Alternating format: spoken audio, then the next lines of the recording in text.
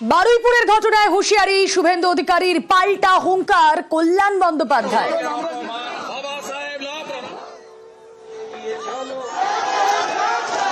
বিমান ব্যানার্জি আর মমতা গাড়ি ভাঙলেন, দিল্লিতে তো আপনাদের সাংসদরা যায়,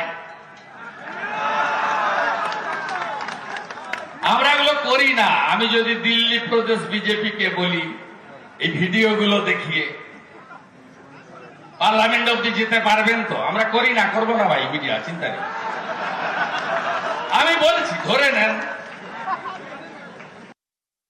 ভিডিও পাঠান না, যাই পাঠান, দেখি কত বড় বিল ও দেখি কোন ডেটে আসবে বলে দিতে বলো আগে থেকে, দেখি ওর কত বড় হিম্মত আছে। ওর ছাতিতে জোর থাকলেও দিল্লির বুকে আমাদের কিছু করে দেখা, থ্রেট করে করেই চালিয়ে দিল, ভেবে যে ও থ্রেট করবে আর আমরা তো ভয় ঢুকে থাকবো। 65টা সিআইএসএম নিয়ে তো ঘোরে, আবার বড় বড় বাদ কি বলছে। এরকম একটা ইড়ে পাকা ছেলে আমি রাজনীতিতে কখনো দেখিনি।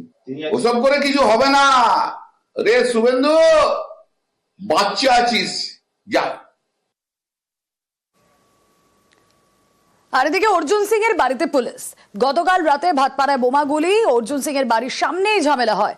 ঘটনায় 4 জনকে গ্রেফতার করে পুলিশ। তলব করা হয় বিজেপি নেতা অর্জুন সিংকে। আর তলব এড়ানোয় অর্জুনের বাড়িতে পৌঁছয় পুলিশ। জিজ্ঞাসাবাদ চলছিল। লেটেস্ট কি আপডেট জানার চেষ্টা করি, প্রতিনিধি অমিত সরকার রয়েছেন ফোনে। অমিত, হাটপাড়ায় জগদ্দল থানা এলাকায় গতকালের যে গন্ডগোলের ঘটনা বা ঝামেলার ঘটনা, বোমাবাজি ও গুলি চলার যে ঘটনা, সেই ঘটনায় অর্জুন সিংকে আজকে কাকভুরি বলে তিনি যেটা অভিযোগ করছিলেন, কাকভুরে তাকে পুলিশের তরফে নোটিশ দেওয়া হয়েছিল।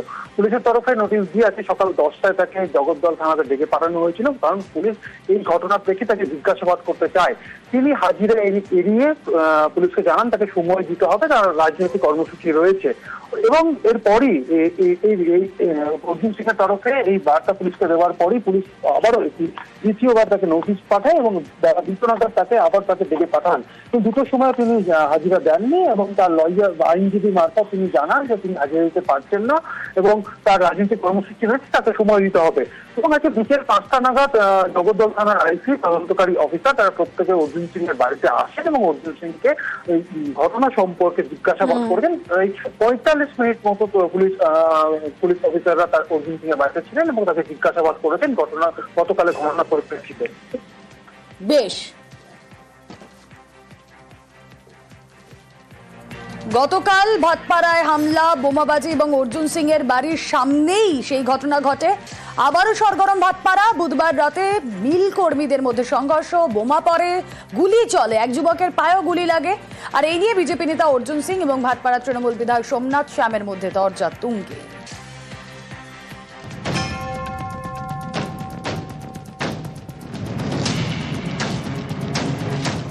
বুধবার রাত গরম হয়ে ওঠে উত্তর 24 পরগনার ভাটপাড়া।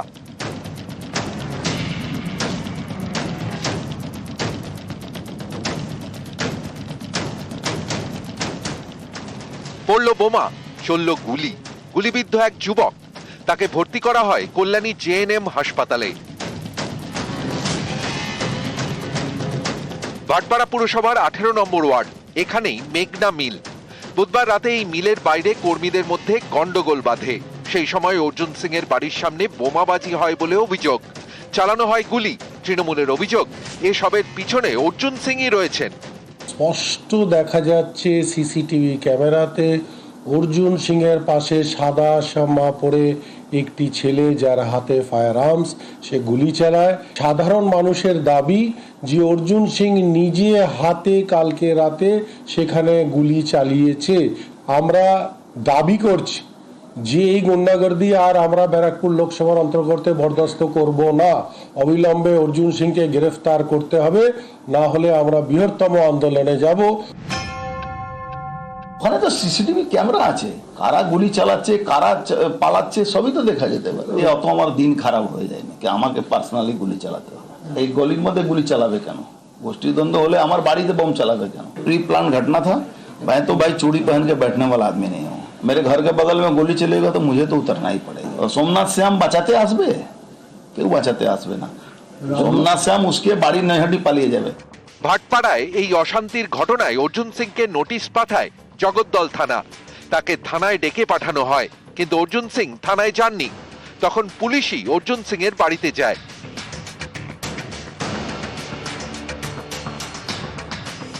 পুলিশের সামনে যে গুলি চালাচ্ছে, বম চলেছে আমার এক বাড়িতে, তারপরে পুলিশ আমাকে ভোর 4টার সময় নোটিশ পাঠিয়েছে, আমাকে 10টার সময়, আমি কি উঠাই গিয়ে আছি? যখন ও ডাকবে তখন আমাকে যেতে হবে। আমি আবার চ্যালেঞ্জ করছি, আমি কোর্টে এটা নিয়ে চ্যালেঞ্জ করব। তাহলে এই ফুটেজটা কোর্টকে প্রডিউস করুক, আমাকে ডাকতে হবে না, আমি সরাসরি গিয়ে গ্রেফতারি বরণ করে নেব। কে গুলি চালিয়েছে আমি এটাই জানতে চাইছি। বৃহস্পতিবার সন্ধ্যায় ফের অর্জুন সিং এর বাড়িতে যায় জগদ্দল থানার পুলিশ, তাকে জিজ্ঞাসাবাদ করে। বুধবার রাতে গন্ডগোলের ঘটনায় বেশ কয়েকজনকে গ্রেফতারও করেছে পুলিশ। বৃহস্পতিবার সকালেও 18 নম্বর ওয়ার্ড ছিল গরম, একজনের বাড়ি লক্ষ্য করে বোমাবাজি করা হয়। নিউজ 18 বাংলা। দুর্গাপুরের পাণ্ডবেশ্বরে মৃত্যুতে ধুন্ধুমার, সংঘর্ষে মাথা ফাটল ডিসিপি, সংঘর্ষে আহত আরো 4 পুলিশ কর্মী। কুমারডিহিতে যুবকের মৃত্যুতে রহস্য। তার পাশাপাশি এই খবরের পাশাপাশি আমরা নজর রাখবো অর্জুন সিং এর বাড়িতে আবারও, যেখানে পুলিশ পৌঁছয়। সন্ধ্যায় অর্জুন সিং এর বাড়িতে পৌঁছে যান শুভেন্দু অধিকারী, পুলিশকে হুঁশিয়ারি বিরোধী দলনেতা। যে ছবি আপনাদের দেখাচ্ছি, বিকেলে অর্জুনের বাড়িতে যায় পুলিশ, জিজ্ঞাসাবাদ চলে, যে আপডেট দিচ্ছিলাম, আর তারপরই সন্ধ্যায় অর্জুন সিং এর বাড়িতে যান শুভেন্দু অধিকারী, পুলিশকে হুঁশিয়ারি দেন বিরোধী দলনেতা।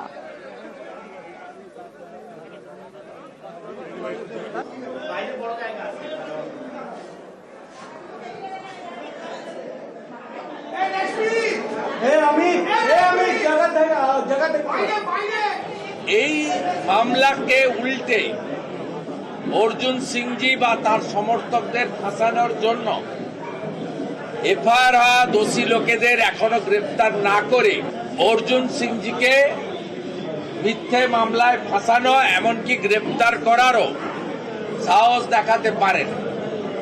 আমি বিরোধী দলনেতা হিসেবে পরিষ্কার হুঁশিয়ারি দিয়ে যেতে চাই, অবিলম্বে যে নির্দিষ্ট লোক ফিরোজ, সাদ্দাম, যাদের নামে এফআইআর হয়েছে, যদি গ্রেপ্তার না করেন তাহলে আমরা কমিশনারেট ঘেরাও যেমন করব, অর্জুন সিংজিকে যদি উত্ত্যক্ত করা হয়, গ্রেপ্তারের চেষ্টা হয়, আমরা ব্যারাকপুর শিল্পাঞ্চল জুড়ে বন্ধ হরতালের দিকেও যেতে বাধ্য হব। এবার যে কথা বলছিলাম, দুর্গাপুরের পাণ্ডবেশ্বর, সেখানে একটা মৃত্যুকে ঘিরে কি ধুমধুমার ছবি। সংঘর্ষে মাথা ফাটল ডিসিপির, সংঘর্ষে আহত হন 4 জন পুলিশ কর্মী। আরো কুমারডিহিতে যুবকের রহস্য মৃত্যু, আর সেই রহস্য মৃত্যুর পর প্রতিবেশীর বাড়িতে যে যুবকের ঝুলন্ত দেহ উদ্ধারে যখন পুলিশ যায়, তখন পুলিশের সঙ্গে বচসা। স্থানীয়দের বিক্ষোভ ঘিরে ধুমধুমার, পুলিশকে লক্ষ্য করে ইট বৃষ্টি বিক্ষোভকারীদের, ইটের আঘাতে মাথা ফাটে ডিসিপির, পাল্টা লাঠিচার্জ পুলিশের।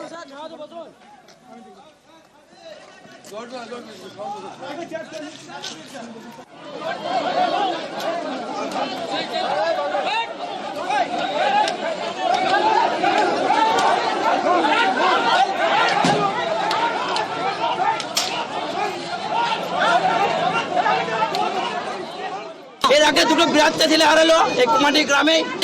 3টে থেকে পুলিশ এখানে গার্ড দিচ্ছে, এখানে সিসি ক্যামেরা আছে, সবই আছে। পুলিশ কি করছে?